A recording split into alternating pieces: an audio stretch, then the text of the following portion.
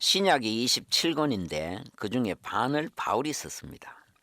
근데 바울이 쓴 성경은 모두가 편지입니다. 서신서입니다. 편지를 쓴 건데 그것이 성경이 된 것입니다. 그런데 이 바울이 말하기를 고린도후서 3장 2절에 너희가 우리의 편지라 우리 마음에 썼고 무사람이 알고 있는 바라. 이 말은 내가 지금 편지를 쓰고 있지만은 진짜 편지는 너희들이다. 너희들이 바로 살아있는 편지다. 그리스도의 편지다 하는 것입니다. 그럼 성도가 어찌 예수님의 편지인가? 우리 오늘은 편지에 대해서 살펴보십시다. 먼저 이 편지의 발신인을 보십시다. 편지라고 모두 같은 것이 아닙니다. 권위 있고 가치 있는 편지, 기쁨을 주는 편지가 있는가 하면은 반대로 세무서에서 발급하는 고지서도 있고 협박 편지도 있을 것이고 뭔가 정신적으로 물질적으로 부담이 되는 편지도 있습니다. 그래서 편지 받을 때 가장 먼저 누가 보냈나를 확인합니다. 보낸 사람이 누구냐에 따라 좋은 편지가 될 수 있고 차라리 안 받았으면 하는 편지도 있습니다. 우리는 그리스도의 편지입니다. 우리를 편지로 보내신 분은 예수님입니다. 예수께서 우리를 편지로 보낸 발신인이라는 것입니다. 발신인이 누구냐에 따라서 편지의 권위가 달라져요. 동장이 보낸 편지하고 대통령이 보낸 편지하고 같겠습니까? 우리를 편지로 보내신 분은 창조주 하나님입니다. 그분은 오늘도 권능의 손으로 우주 만물을 운행하고 계시고 인간의 생사화복을 주관하고 계십니다. 그러므로 이 편지의 권위는 이 땅의 그 어떤 자가 보내는 편지하고는 비교가 안 되는 권위를 가지고 있습니다. 똑같은 종이에 기록된 편지라도 어떤 분의 이름과 사인이 기록되어 있냐에 따라 분위기가 달라지는 것입니다. 옛날에 암행의사는 마패를 가지고 다녔습니다. 그 마패가 뭐길래 왜 탐관 오리들이 그 마패 앞에서 그렇게 벌벌 떨었습니까? 그 쇳덩거리 마패가 권위가 있는 것이 아닙니다. 거기에는 상간마마의 권위, 상간마마가 보냈다는 증거물이 바로 마패이기 때문입니다. 성도가 바로 그렇다는 말입니다. 우리도 똑같은 죄인인데 우리에게서 무슨 권위가 있겠습니까? 그러나 우리는 비록 볼품없지만은 우리를 보내신 그분이 큰 권위를 가졌기 때문에 우리는 덩달아 권위를 가지게 되는 것입니다. 편지 자체의 권위가 있는 것이 아니고 발신인의 권위에 따라 편지의 권위가 달라지는 것입니다. 특히 편지의 가치를 결정하는 것이 내용인데 예수께서 우리를 통해서 전달하시고자 하는 내용이 뭐겠습니까? 그것은 인생 80년이면 끝나버리는 이 땅의 어떤 것이 아니라 영혼에 관한 것입니다. 누구든지 예수 믿으면 멸망치 않고 영생을 얻는다는 영생에 관한 내용입니다. 그래서 이 편지의 내용을 제대로 파악하고 제대로 받으면 큰 기쁨과 감격으로 하나님 앞에 감사하게 되고 새로운 인생을 살 수 있게 됩니다. 그러나 많은 사람들이 발신인을 불신하고 내용을 불신하고 읽어볼 생각조차 안 하고 무시하잖아요. 이 편지의 내용은 온 천하와도 바꿀 수 없는 것들인데 신중하게 정직하게 파악도 안 해보고 지나쳐버림으로 멸망으로 빠져버린 겁니다. 두 번째입니다. 이 편지의 편지지가 무엇인가? 고린도후서 3장 3절에 또 돌비에 쓴 것이 아니요 오직 육의 신비에 하신 것이라. 보통 편지는 종이에 쓰는데 예수님은 육의 신비, 마음의 편지지에 기록해 두셨습니다. 예수님이 만약 천하보다 귀한 영혼을 구원하시고자 하는 내용들을 우리 손바닥에 기록해 두셨다면 우리는 만나는 사람마다 손바닥을 보여줘야 되겠죠. 그러나 예수님은 우리 마음에 기록했습니다. 그래서 우리는 만나는 사람에게 이 마음을 보여줘야 됩니다. 그럼 이 마음을 어떻게 보여줍니까? 이 마음을 보여주는 방법이 입이고 행동입니다. 사람은 마음에 있는 것이 입으로 나오게 되어 있습니다. 마음에는 없는데 입으로 나온다면 그것은 진실이 아닙니다. 빌립보 2장 5절에 너희 안에 이 마음을 품으라 곧 그리스도 예수의 마음이니. 그래서 성도는 늘 우리 마음속에 그리스도 예수의 마음을 품어야 됩니다. 그분의 마음은 온유하고 겸손한 마음, 거룩하고 깨끗하고 진실한 마음, 인생들을 죄에서 구원하시기 위해서 당신의 생명을 아낌없이 희생제물로 드린 마음입니다.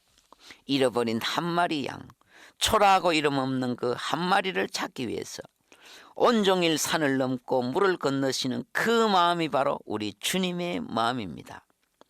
성도의 마음은 주님의 이런 마음으로 꽉 차야 됩니다.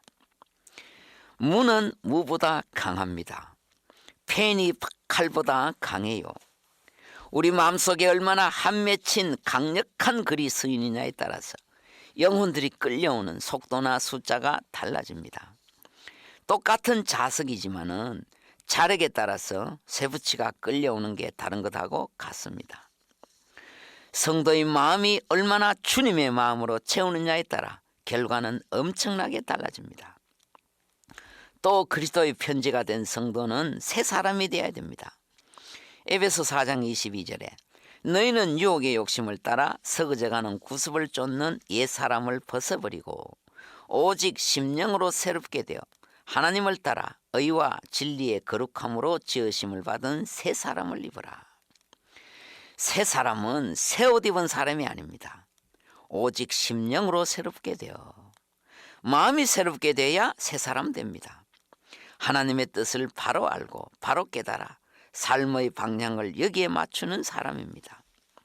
아직도 옛 생활, 옛 성품에 머물러 있는 사람은 아직 그리스도의 편지가 되기에는 부적합한 사람입니다. 사랑하는 극동방송 가족 여러분, 성도의 마음속에는 예수 생명의 복음이 새겨져 있다는 것을 기억하셔야 됩니다. 하나님은 천하보다 귀한 생명을 우리 손에 맡겼다는 것을 기억하셔야 됩니다.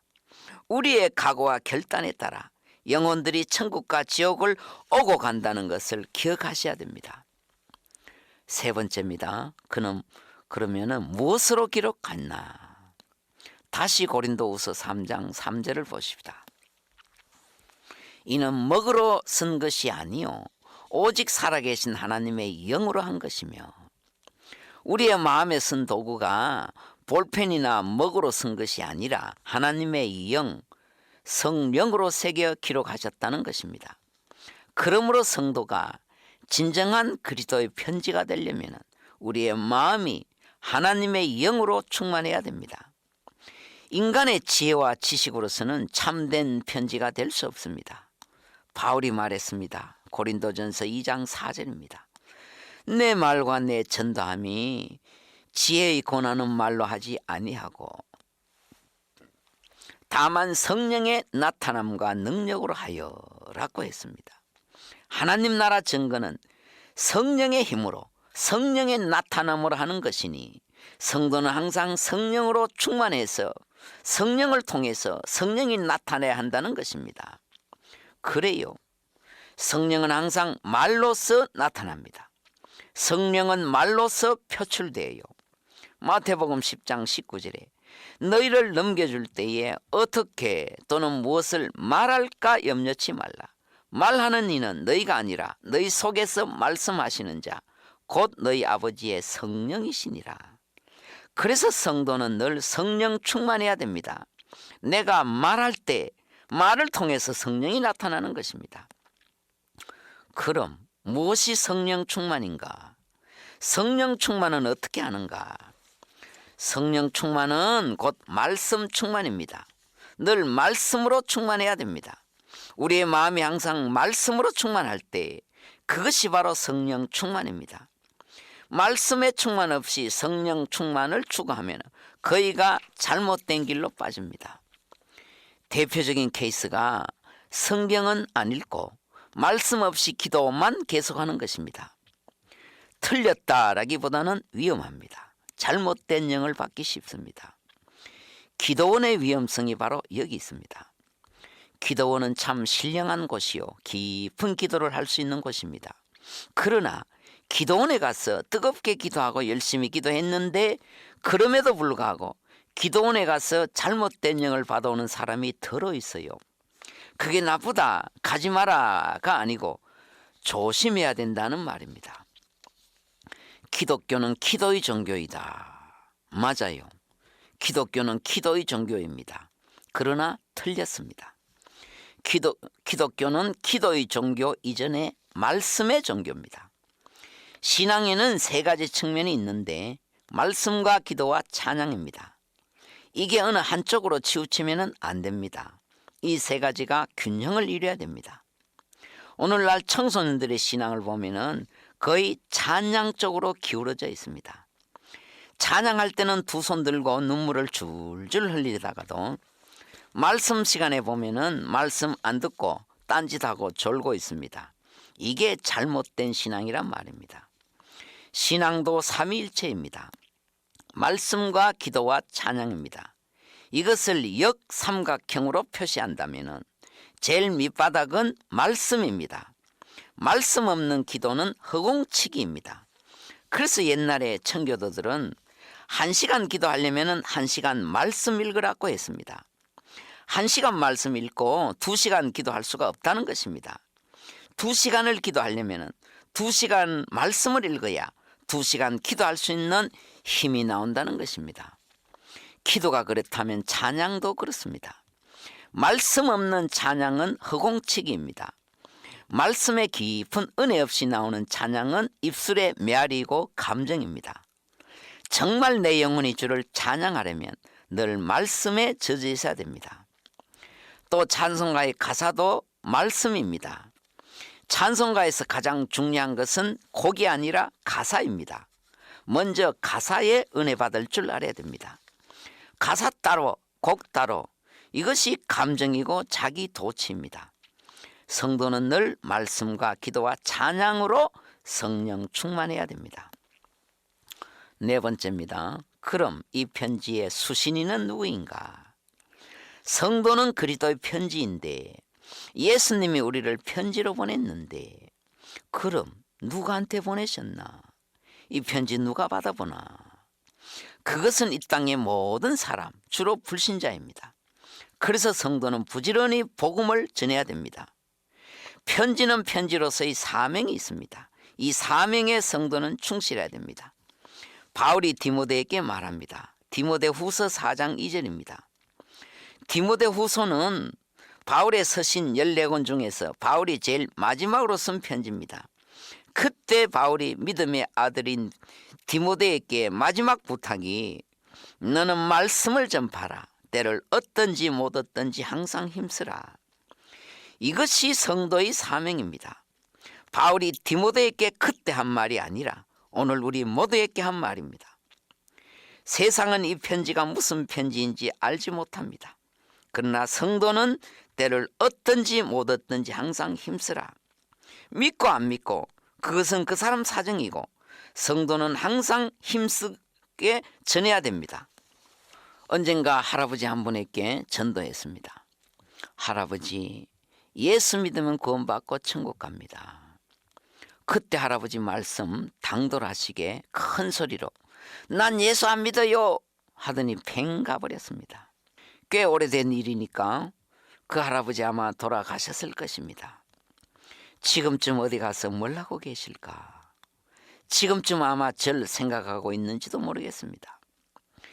편지의 사명은 외치는 것입니다. 잘 들으십시오.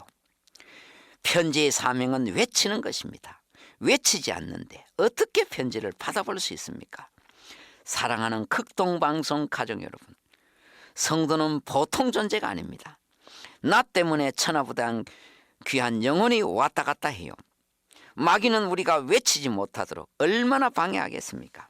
그러나 사람 두려워하지 마시고 믿음으로 담대히 외쳐야 됩니다. 외칠 때 그것이 편지 보여주는 것이고 외칠 때 씨 뿌리는 것입니다. 실패하고 실패하지만은 반드시 옥토가 있습니다. 너희는 그리스도의 편지니 우리 모두 그리스도의 편지 사명 잘 감당하시기를 바랍니다. 은혜로운 날 되십시오.